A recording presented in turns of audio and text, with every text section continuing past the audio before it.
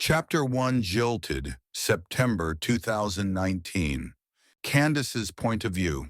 Candace Marie Donaldson gazed at her reflection in the full-length mirror. You look beautiful. Candace turned to her best friend and said, I don't know. She turned back to the mirror and frowned. What if he doesn't show up? Anne Marie's point of view. Anne Marie Kennedy, no relation, smiled at her best friend since childhood. He will be there, Candy. He loves you. Why else would he have asked you to marry him? Candace turned from the mirror again. My family's money? She inquired, scrunching her face. Anne Marie laughed. He has his own money. Another woman? Anne Marie grabbed Candace's arms and looked her in the eyes. Candace Marie, She said with a smile. Having the same middle name is what drew the two 5-year-olds together more than 20 years ago, and they have been sharing everything since that day. Candace smiled and said, I know. I'm allowing my insecurities to control me again. Anne Marie grinned. Now let's get to the church on time. Candace laughed and said, You know you're a bit corny, right? Anne Marie grinned even wider. But of course, that is why you love me. The two women laughed as they collected their belongings and hurried outside to the waiting limousine. Church, 2 hours later. Candace's point of view. I told you. Candace grumbled as she paced the foyer outside the large double doors, which were supposed to open so they could walk down the aisle. However, the groom was missing. He's just late.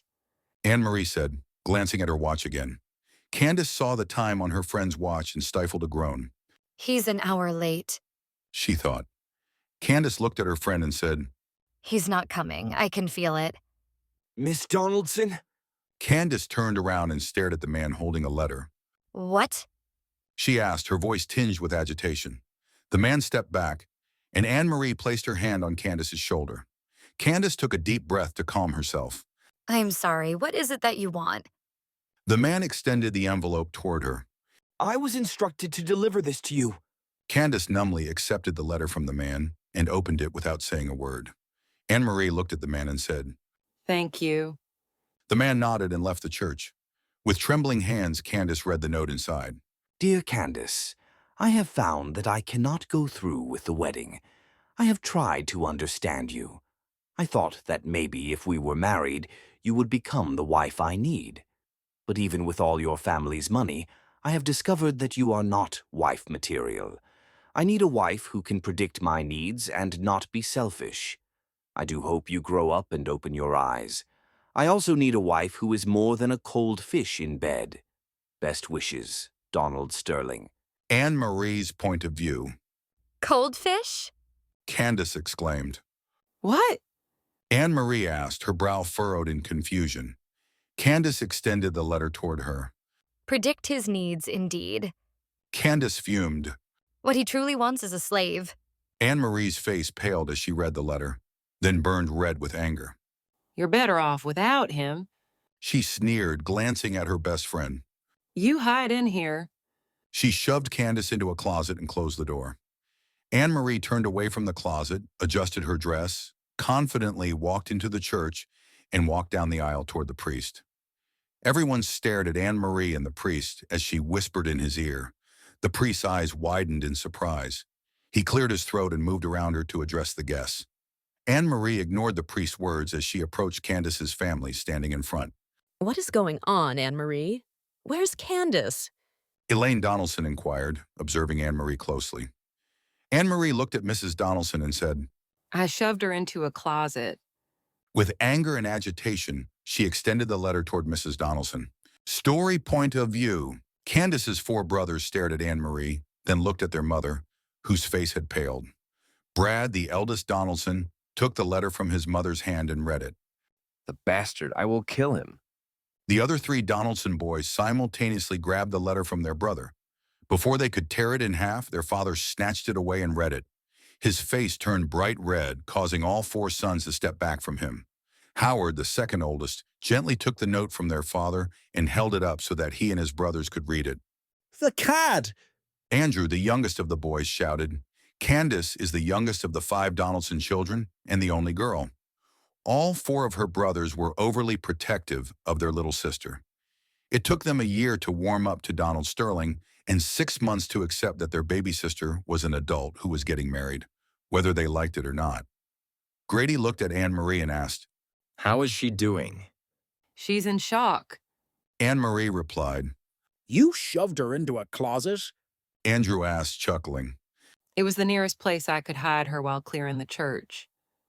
The group surveyed the church and discovered it to be empty. What should we do? Asked Howard. I believe you all should attend the reception. It shouldn't go to waste. Anne-Marie said. Elaine scowled and said, I should have known something was wrong when his parents didn't show up. What are you going to do? Grady asked, watching Anne-Marie. I'm going to take Candace away from here. There's a bed and breakfast we have wanted to check out since we read about it 7 years ago. Not the Postal Mansion. Grady chuckled. Andrew chuckled and asked. Do you really believe it's haunted? Anne-Marie stuck her tongue out at Andrew. I don't know, but it would be cool if it were. The others laughed, but their amusement quickly faded as the gravity of the situation settled in. I'll go with you. Grady said, smiling at Anne-Marie. She smiled in return as he moved to her side. He pulled her close and kissed her. Howard smirked. You just want to... Grady silenced his brother with a swift kick to the shin. Howard hopped on one leg, bellowing in pain as he clutched his injured leg while their other brothers laughed at him. Of the 4 Donaldson boys, the family believed that if their baby sister's beautiful best friend were to end up with one of them, it would most likely be the youngest, Andrew. But 3 years ago, Anne-Marie and Grady announced to the family that they were in love and had been for a long time. It took them years to acknowledge their feelings for each other and then another year to confess to one another. Let's get your sister out of here. Anne-Marie suggested as she walked down the aisle. Grady's point of view. Grady looked at his family and asked. Can you all handle the reception? Arnie Donaldson nodded to his son. Go take care of your sister. We will handle everything else. Grady nodded and then ran to catch up with his girlfriend. Grady arrived in the hall just as Anne-Marie opened the closet door. Candace stood inside, exactly as Anne-Marie had left her. When Grady joined them, Candace looked at him, and he frowned at the expression on his sister's face. Grady examined his little sister and remarked, She hasn't cried. Not a good sign. Anne-Marie said as she pulled Candace out of the closet. We should get her changed. Grady said, observing his sister's face. It was devoid of any emotion. Even her eyes appeared dull. With an irritated grunt, Grady picked up his sister and went outside to the waiting limousine. Bed and breakfast. Grady's point of view. Look at this place. Anne-Marie said as they exited the cab in front of the bed and breakfast. It's beautiful. Grady nodded as he assisted his sister out of the cab. Oh, look. Anne-Marie exclaimed excitedly. There's the Postal family cemetery. Grady shook with chills as he retrieved their luggage from the trunk. Pretty creepy to have a cemetery so close to the house. Anne-Marie laughed. It is, though, isn't it? Grady grinned. His sister and her best friend had always been eccentric, and he loved them both even more for it. If Mr. Hoity-toity, Donald Sterling, couldn't see how exciting these 2 women were, he didn't deserve his sister. Cold fish, indeed. Grady thought. From what he gathered from Anne-Marie, which required a lot of kisses and persistence to get her to spill.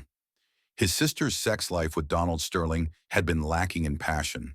Not that he'd wanted to hear about his sister's sex life, but it illuminated the fact that what Donald referred to as a cold fish was a lack of passion, mostly on his end. Fate, or someone, did not intend those 2 to be together. How can one experience love without passion?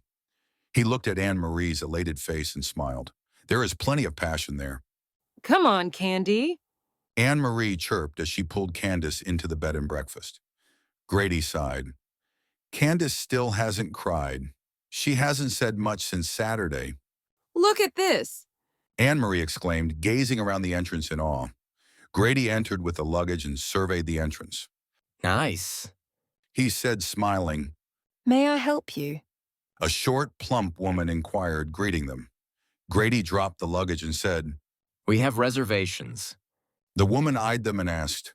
Name? Donaldson. Grady replied. Oh. The woman exclaimed in awe, her eyes sparkling. Of course, please follow me. She blew a sharp whistle, and a boy appeared to carry their luggage. Grady smiled. Sometimes people's reaction to their last name is amusing. This is a special room. The woman said as she opened the door and gestured for them to enter. This room belonged to Jacob Eugene Postal Jr. himself. Anne-Marie tapped Grady's arm and pointed at Candace. Grady looked at his sister and smiled. Her eyes sparkled, and she wore the faintest smile. It was the first sign of any emotion in the past 3 days. You can have this room, He said, observing his sister. Candace shrugged as she turned toward the double doors that appeared to open onto a balcony. Oh, that is the most interesting part of the room.